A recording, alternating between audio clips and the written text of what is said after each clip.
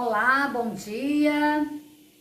Vamos dar início nesse momento à apreciação de mais um gênero textual.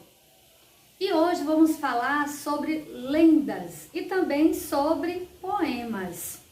Poemas são gêneros textuais que estão organizados em estrofes e versos, ok?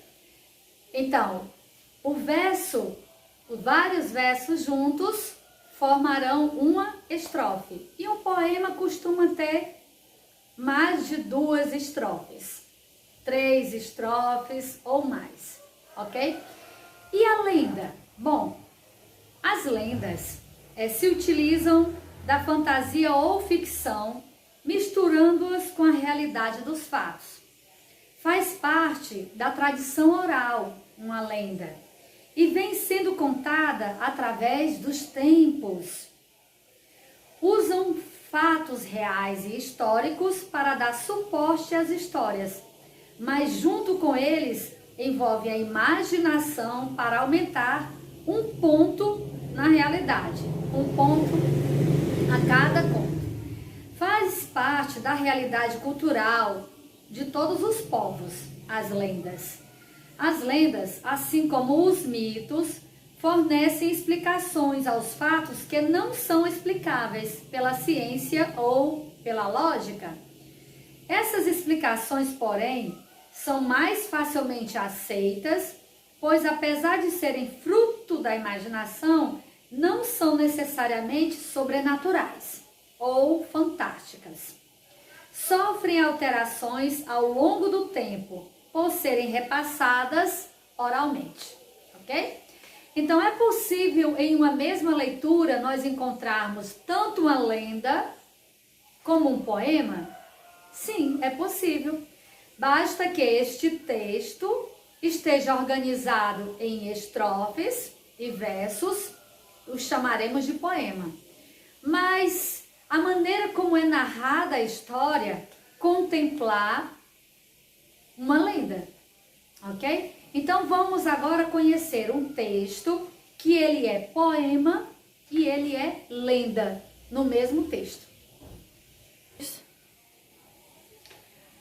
Como já foi dito, hoje nós iremos ler um texto que contempla poema e também uma lenda. E falando em lenda, a que nós vamos ouvir hoje se refere à lenda do Caipora. Você já ouviu falar no Caipora? Bom, antigamente haviam florestas numerosas, muito extensas e densas. E havia também, antigamente, pessoas que caçavam animais, não somente para se alimentar, o básico para alimentar a sua família, mas caçavam os animais por diversão. Matava por brincadeira, para demonstrar que era forte, que era todo poderoso. Se juntava um grupo de pessoas e iam judiar dos animais. E aí surgiu, em algumas dessas matas, esta lenda, a lenda do Caipora, que se refere a um ser místico que confundia os caçadores no meio da floresta, levando-os cada vez mais para o meio da floresta, e lhes davam uma surra com seus cabelos no formato de espinhos vermelhos como fogo, e que vivia montado em um porco espinho, em um javali. Em algumas histórias é porco espinho, em outras histórias é javali. E esses caçadores não tinham vez, ficavam perdidinhos quando eram atacados pelo Caipora, que tinha a missão de evitar que eles matassem aqueles animais por diversão. Antes de nós ouvirmos a nossa história, vamos contemplar aqui as gravuras, ok? Depois a gente vai lendo. Aqui nós temos a imagem da floresta. Aqui nós temos o Caipora. Olha como ele era bonito, né? Aí nós temos aqui o homem, caçador com o cachorro. Aqui nós temos um cachorro no meio do mato com medo. Nós temos aqui o homem com a arma e o caipora aqui do lado, brincando com ele, assustando ele. Aí nós temos aqui o cachorro uivando, nós temos aqui o caipora com 2 javalis do lado. Nós temos aqui a casa, a cabana do caçador. Nós temos aqui um ferreiro na oficina dele. Nós temos aqui o vaqueiro em cima aqui do seu burro. Nós temos novamente o ferreiro. Aí nós temos aqui o caçador olhando para o tempo com o cachorro do lado, ok? Então agora vamos dar início à nossa história. Esse texto foi retirado da Academia Brasileira de Literatura de Cordel, que temos o site Lenda do Caipora. Mais cordéis. Lenda do Caipora, de Gonçalo Ferreira da Silva. É o autor. E o ilustrador desconhecido. A humana criatura se pergunta insatisfeita: como uma coisa existe se nunca ter sido feita? Que prega não prova nada, quem escuta não aceita. Diz a Gênese mosaica que Deus, Pai onipotente, disse: faça-se a luz, e a luz obediente, do astro abismo do nada, surgiu repentinamente. Assim também são as lendas, às vezes surgem do nada, ou como remanescência de uma cultura importada, que sempre sensibilizam gente não civilizada. De acordo com tais lendas, há o regente do mar, o deus dos mananciais, o gênio que rege o ar. E é de um desses gênios que nós queremos falar.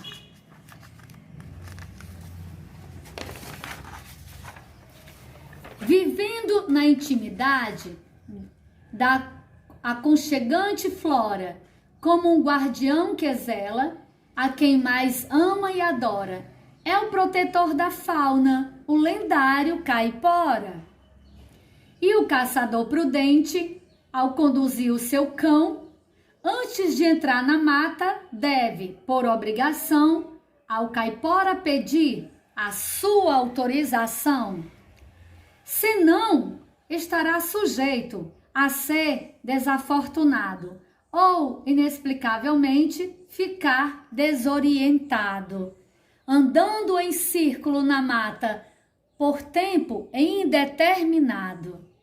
Outras vezes, algo estranho fica o cachorro sentindo, andando em torno do dono, se lastimando e gemindo, sem que o dono perceba quem o está perseguindo. Outro artifício que é, pelo caipora usado, é reter o cão esperto, infantilmente acuado, latindo muito diante de um toco designado.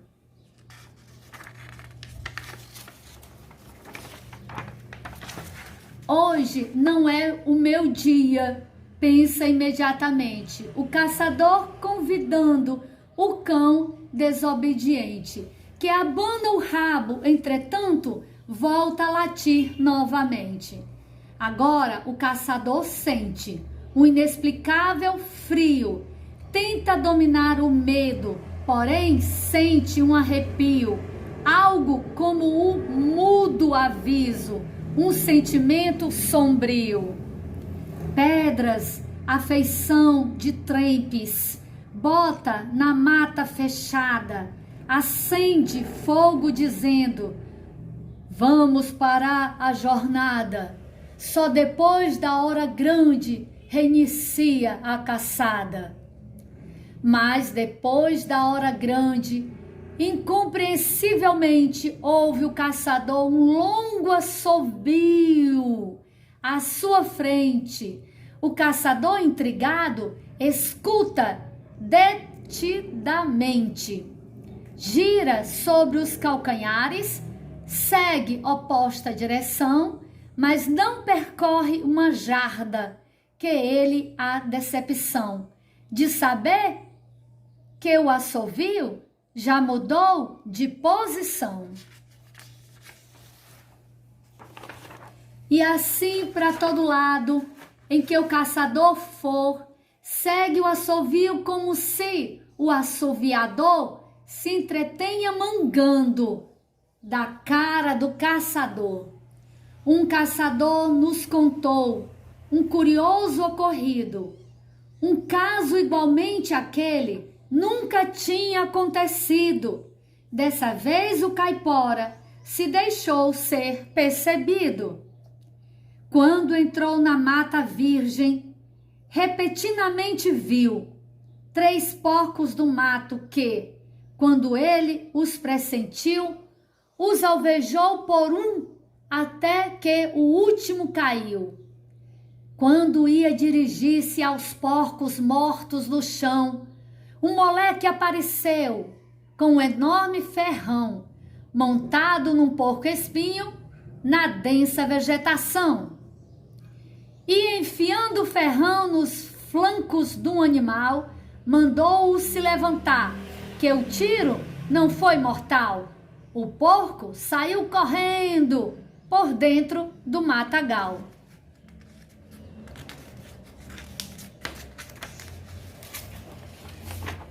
Repetiu com o segundo essa mesma operação e no terceiro também. Ele enfiou o ferrão. Os animais dispararam sem vestígios de lesão. A seguir o caipora dirigiu-se a um ribeiro, simulando raiva, e disse: vou amanhã ao ferreiro consertar este ferrão, para ele ficar linheiro. Logo o caçador pensou: amanhã eu vou fincar na porta da oficina, ver se alguém vai chegar com um ferrão como este para mandar consertar. Chegando em casa, sequer colocou da porta a tranca. Num dos cantos da latada, colocou sua alavanca e depois da sua esposa, acariciou a anca.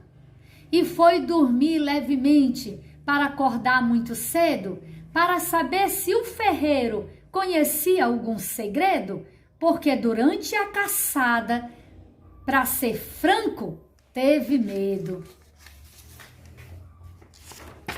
O sol já estava alto. O caçador conversando com seu amigo ferreiro sobre negócio tratando, quando avistaram um vaqueiro que vinha se aproximando. Quando o vaqueiro apiou, foi exibindo um ferrão, dizendo para o ferreiro: tenho muita precisão, que conserte este instrumento com a maior perfeição. Sem querer, teve o ferreiro um leve estremecimento, mas consertou o ferrão naquele mesmo momento e disse para o vaqueiro: eis aí seu instrumento. Disse o vaqueiro: o ferrão está como me convém. Fitando o caçador, disse: preste atenção, muito bem, o que você viu de noite, não conte nunca a ninguém. E fim.